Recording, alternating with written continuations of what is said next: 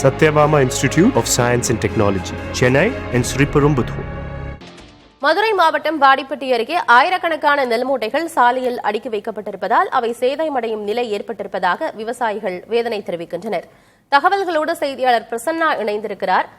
பிரசன்னா, ஆயிரக்கணக்கான நெல் மூட்டைகளை சாலையில போட்டு வச்சிருக்காங்க. இதனால அது வீணாயிடாதா? எதனால ஆயிரக்கணக்கான நெல் மூட்டைகளும் சாலையில போட்டு வச்சிருக்காங்க?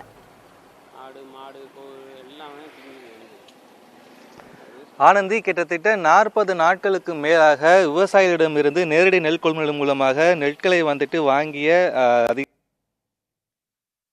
செல்வதற்கும் கிட்டத்தட்ட 40 நாட்களாக எந்த விதமான நடவடிக்கை மேற்கொள்ளாமல் மிகவும் ஒரு வெயிலும் மழையிலும் இந்த நெல் மூட்டைகள் காய்ந்து கொண்டிருக்கிறது.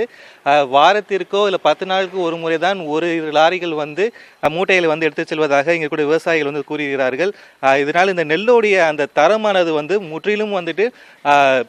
முற்றிலும் அந்த தரம் குறைந்து போய்விட்டதாக விவசாயிகள் கூறுகிறார்கள்.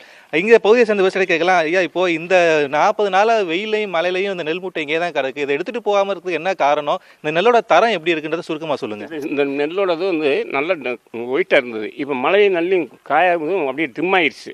இதோட காரணங்கள் சம்சாரிகள் எவ்வளோ பாதிக்கிறாங்க. இது மாடு தின்னா இவ்வளவு நிறையா பாதிப்பு வருது. அதனால தான் கெட்டு போய் இந்த நெல் கெட்டதுக்குள்ளே மழை பெஞ்சா இப்போ மழை பெய்யுது, திருப்பி வெயில அப்புறம் இது முளைச்சிரும்ல. இதே இதோட மிஸ்டேக் சம்சாரிகள் எவ்வளோ பாதிப்பு வருது. இதை எது போயிருக்கணும், அவங்க மிஸ்டேக் எவ்வளோ பாதிப்பு வர்றாங்க. இப்போ சம்சாரி அவங்க இடப்பட்டோன்னா அவங்க என்ன செய்வாங்க?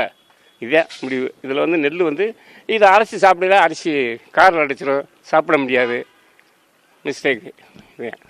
அதாவது எடை போட்டுறதுக்கு முன்பு விவசாயிகள் நெற்கதில் சாலை கொட்டியிருக்கும் பொழுது தார்பாய் போட்டு பத்திரப்படுத்தி வைக்கிறார்கள். அவர்களுக்கு அது அந்த நெல் மூட்டையை வாங்கிய பிறகு அவருடைய கணக்கில் பணம் ஏறிய பிறகு நெல் மூட்டைகளை சாலை ஓரத்தில் வைத்திருக்கும் பொழுது அதில் தார்பாய் கூட போடாமல் திறந்த வெளியில் வைத்திருக்கிறார்கள்.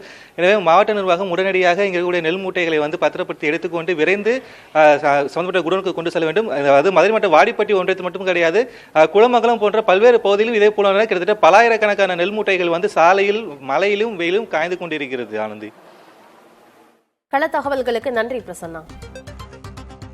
Satyabama Institute of Science and Technology, Chennai and Sriperumbudur.